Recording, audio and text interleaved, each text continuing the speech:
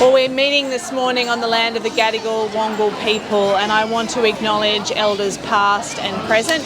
It's wonderful to be here in the Inner West with the Deputy Premier of New South Wales, Minister for Education and Early Learning, Prue Car, and the amazing team from Dulwich Hill Visual Art and Design High School. This is one of the pillars of the Inner West community, a great local co-ed high school. Mrs. Strakopoulos and the team of her teachers and staff, along with our student leaders, are here to be a part of a very exciting announcement today. This is the product of a long campaign from many families across the Inner West who have firmly and very convincingly put the case to say that every family should have the choice of a co-ed high school for their children. Life is co-ed, and every family and parent should have the choice of a local co-ed high school. I'm so proud that our Minister for Education and our government is implementing this policy right here in the Inner West and eventually for all families across New South Wales. Thanks so much, Prue. Thanks, Jo. Well, thank you to Dulwich High School of Visual Arts and Design for having us here this morning. Thanks to seems to be the whole school is watching us here this morning, so that's cool. Look, it's really great to be here to announce us coming, as a government, coming good on an election commitment quite early in the term. We made a commitment to the families of Sydney in particular that if you live in an area where you can only send your children to a single-sex high school, that we would open that up. And today we're announcing that there will be changes to catchments of 20 co-educational high schools to ensure that if you live in Sydney, you have the option to send your child to a co-educational high school. As Jo said, life is co-ed. Increasingly, we are finding that families want the option of being able to send their children to a co-ed high school. You shouldn't only have the option of a boys' school or a girls' school. This means that for families right across Sydney, particularly, it's been a real cause of concern for families in the Inner West and southern Sydney, where there historically have been more single-sex high schools. That means for these families, you will be able to enrol from next year in co-educational high schools. We have consulted widely with families in these communities. We have looked at public transport access. We've looked at the abilities of co-ed high schools to take further enrolments, and we're very excited to open up enrolments in these new boundary areas, catchment areas for these co-educational high schools. This means that even more children will have access to public high schooling in these areas, and that is only a great thing. This comes at the same time that as a government we are investing in schools, we are putting more teachers in classrooms, we are making more teachers and support staff permanent, not temporary. We are committed to delivering the best possible public education experience for every single child in this state, because that is their right. And that's the wonderful thing about living in New South Wales. Happy to take any questions, and of course the Secretary of the Department is here about any detailed questions as well about this announcement. Obviously there's a lot of groundwork that's gone into this, and you're expecting an influx Yes. of students to these co-ed schools. Will any of these campuses have to be modified or expanded and pumped up with more teachers? Well, part of the assessment that we did as part of the consultation was the co-ed schools that can take more enrolments as a projected rise in enrolment comes from opening up the catchment areas. So we've taken that into account, but of course if there are schools that experience big influx of enrolments, we will have to look at that. We are committed to making sure that every single public primary and high school in New South Wales is fit for purpose. It's something that we realised upon coming to government that we were dealing with. The public schools had not been invested in enough to make sure that they could offer the best possible experience, education experience for our children. So where we need to do that, we will do it.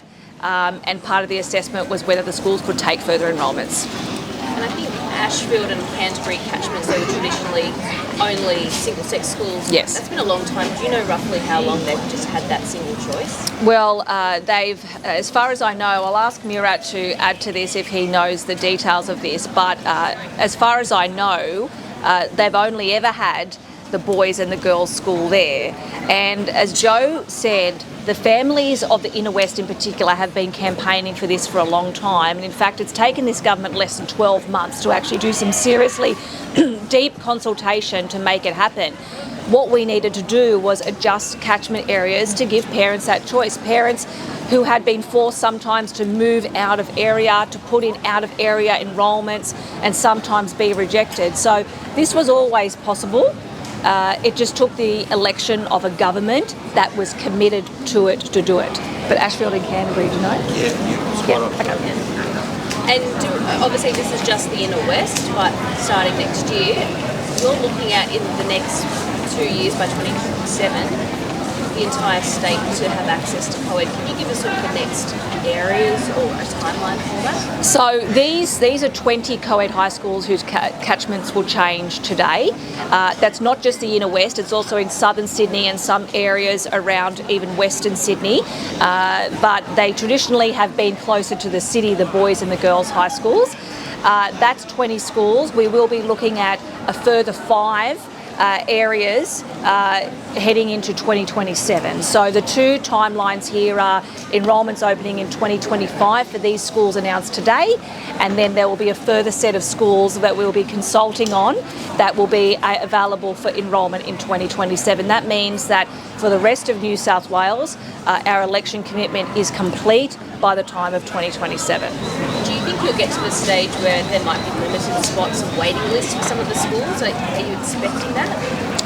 Well, what this will mean is that if you live in a particular area, you will have the access of both a boys or a girls school and a co-educational high school. So if you're in that catchment area, you have to be accepted into that school. That's one of the joys of public education, is that we will take everyone within a catchment area.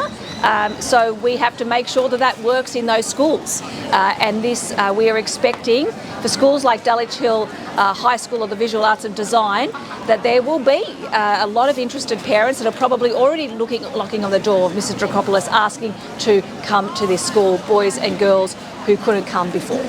But there will be plans to expand the schools if needed, and extra teachers, extra classrooms, if you have that big influx? We will be keeping a close eye on that, about the needs for expanding infrastructure if it is required.